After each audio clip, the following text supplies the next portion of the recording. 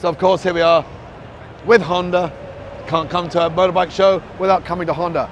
First of all, we're going to have a look at what was my star of the show last year, the CBR 600s. Because I know a lad who bought one. My best mate in the whole entire world, Jay Murray. Jay, I love you. You do realize I regard you as one of my best friends, bestest buddies in the whole entire world. And you know, it'd be so awesome, you know, if you offered me a ride on it. He got the black one. It is gorgeous. So I've seen him go around on track in it. I think I'm going to have to do a deal with him in the new season that if he lets me take his for a spin around Mondello, I let him take out my Panigale. I'm laying it down now, Jay.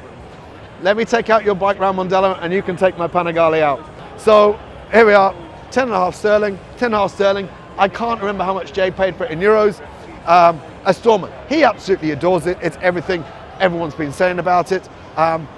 Yeah, looks better. It looks just as good in the sunlight beside a track as it does here under the lights. So the CBR 600, 120 horsepower, but I mean, they weigh nothing. I mean, apparently, okay, the chassis, the fundamentals go back till the year 1963 or something like that, but they've upgraded the electronics. We all know about it. And obviously Jack Kennedy, we have Jack Kennedy's baby, his bike here, his baby here, won the British Super Sport on that very bike. And we know Jack is a good mate of Mondello's.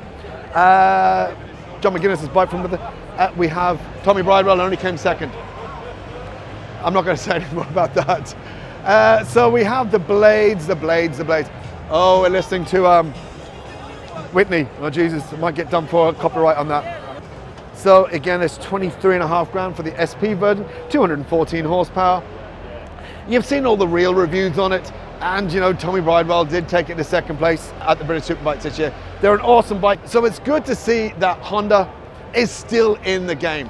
They're still battling away in the 1000cc, even though Suzuki and Yamaha have stopped making their 1000cc superbikes. Honda is still there, and they've brought back the CBR 600, so we have them and Kawasaki, the ZX6R, still fighting for the middleweight, the super sports.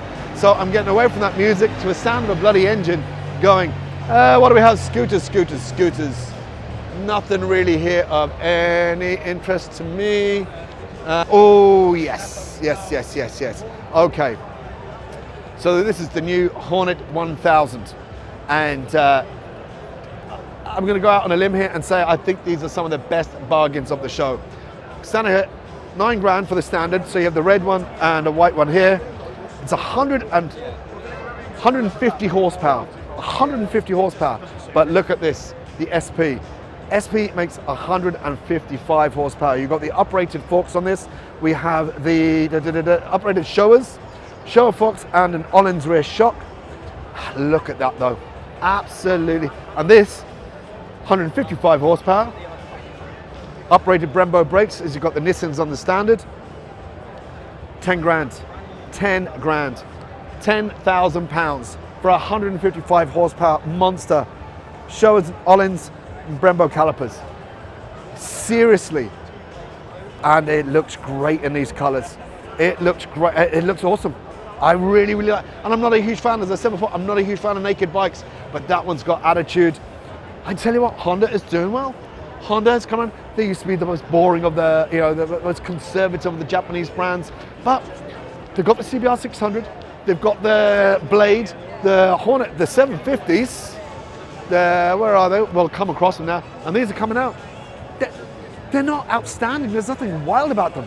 They just have a good look at it. It's a solid, I like it's a solid design. It looks decent. You'd be proud to have one of them. I'd be proud to have one of them. What do we have? We're going to run over here. Oh yeah, CB750. This one doesn't have a price now. I don't know why, but I only want to look at this one because of the color. What a gorgeous color. So the 750, I think it's about 90 horsepower. Yeah, 90.5 horsepower, which is more than enough for hilarity and lunacy. But look at that color. That is a Stormer. That's all the bike you need. That is all the bike you need. I can't remember the price of the normal ones. How much were they? I'm going to ask this guy very, very quickly. 7.3. 7.3. So in and around, thanks a lot for that. So in and around 7.3. I don't know, 7.3 for this and 9 grand for that. It's just when you start looking at the lunacy of, okay, 30 grand Panigale or 60 grand MV Augustas 44 grand Nortons, 7.5, 9 grand, 10 grand for the not even 10 grand for the SP. I'm telling you what, Honda, you're coming back, like, you know, I'm liking it. It's strong, it's confident. It's like, yeah, we know who we are. So let's take our Honda.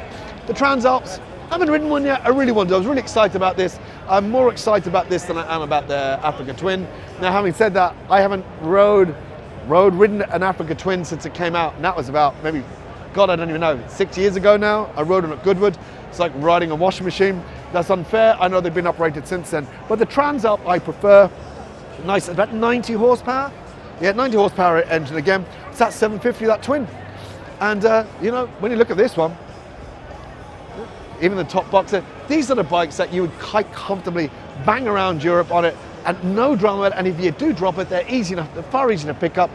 No, I like these type of bikes. I like them. I know I talked earlier about the BMW, the GS 1250s and the 1300s defying physics, but I wouldn't be upset having one of them at all. I know the Africa Twins have their own cult following.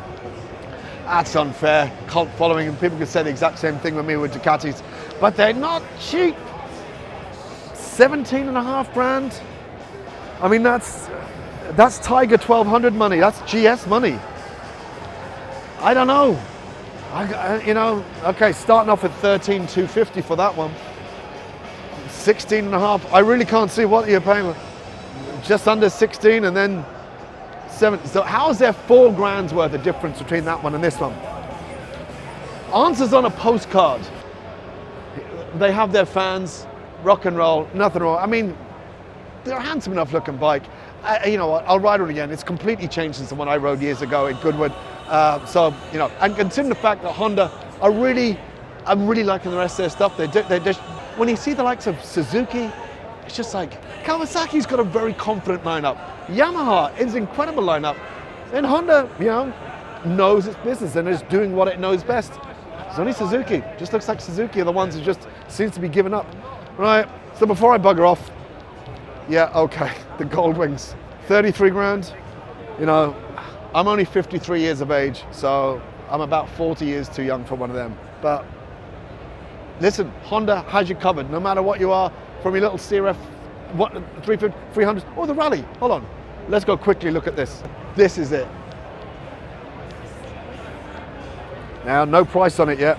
It only makes 27 horsepower. But, well, having said that, that Royal Enfield Himalayan was only 40 horsepower, which I rode earlier. But that is a lovely looking bike. Look at this, looks cracking. That is a bike you know you'd have fun on. Really like that. We know the smaller bikes, when you're going off-road, that's what you need. You can bound around with that. Anyway, just had to come back to that because I really like the look of it. Honda, you're doing well. You're doing well. Right, I think I'm done and dusted. We're near the end. I promise we're near the end. I'll be back.